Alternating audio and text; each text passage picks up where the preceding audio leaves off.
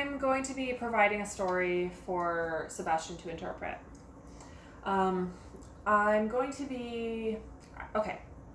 I used to live in Tokyo. I was there as a student. And at one point while I was living there, I decided to go on vacation to the town of Hakone, which is a resort town near Tokyo, while I was on break from school.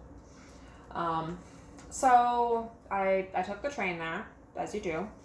I wound up having to walk to the hotel along the side of the highway because I couldn't figure out how the buses worked. But I did make it there. I checked in. I was going to go walk to my room, and while I was heading down the stairs, I was checking the map of the hotel to figure out how I could get there. And I tripped and fell and twisted my ankle. So that was my vacation. I fell and started crying and had to make my way to to a seat nearby and sit down and cry a bunch before one of the people from the hotel reception came to go see what was wrong and take me to a nearby clinic where they could take a look at my ankle and bandage it up and whatnot.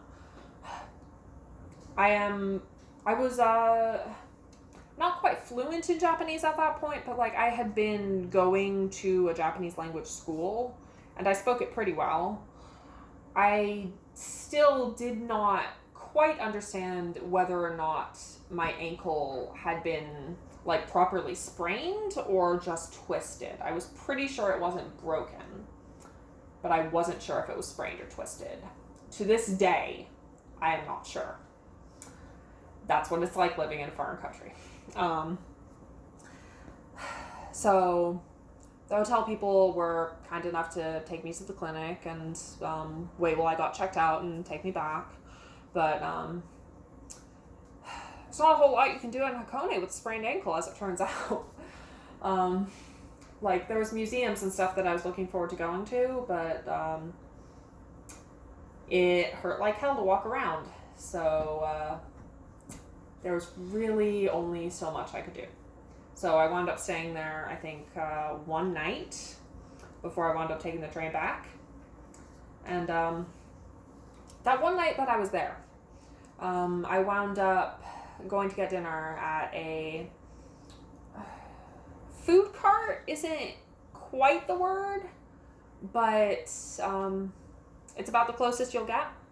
So there was a food cart parked outside the hotel that I went to because I was staying at a very cheap hotel that did not have a restaurant in it.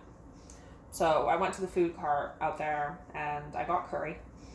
And I was wearing an anime t-shirt for a very old show called Gegege no Kitaro. And the guy... Oh, can you fingerspell that, please? No, I literally cannot. Gegege no Kitaro. It's Creaky Creek Kitaro, and the Kitaro is Kitaro.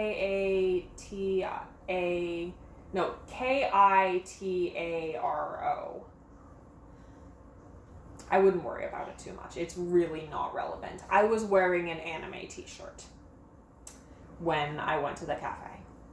Or a cart, whatever you want to call it. There was seating inside it. It's I don't quite know how to describe it. I've never seen another truck like a moving cafe. But when I went there, the guy who's running it commented on my t-shirt, and we sort of started chatting. And he asked if I was here because I was interested, because I was a fan of Neon Genesis Evangelion. And it turns out that anime is set in Hakone, more or less, which is not something I was aware of before I went there. And the town of Hakone is actually pretty popular for anime tourism because of that fact, which I did not know, which is another reason I would like to go back to Hakone at some point and hopefully not twist my ankle this time. So yeah, I think I wound up taking a taxi back to the station, back to the train station, because I couldn't walk this time, obviously, and I didn't want to deal with the buses. And then from there, like a taxi back from the station in Tokyo to my apartment, because I did not want to walk. Which is, even though I definitely walked to the station when I was going to Hakone, but it hurt like hell. Like, I really did not want to deal with that. The guy wound up asking me, like, oh, are you sure you know what way you're going, when I was in the taxi? And I was saying, like, oh, I can get out here, it's fine. And I was like, no, I live there. It's fine, I'm not just a tourist. Which is sort of the experience of being a foreigner in Japan, but some things you just gotta live with. And that's about as much as I can draw this story out for the sake of Sebastian's interpreting. Well, thank you. How long was that?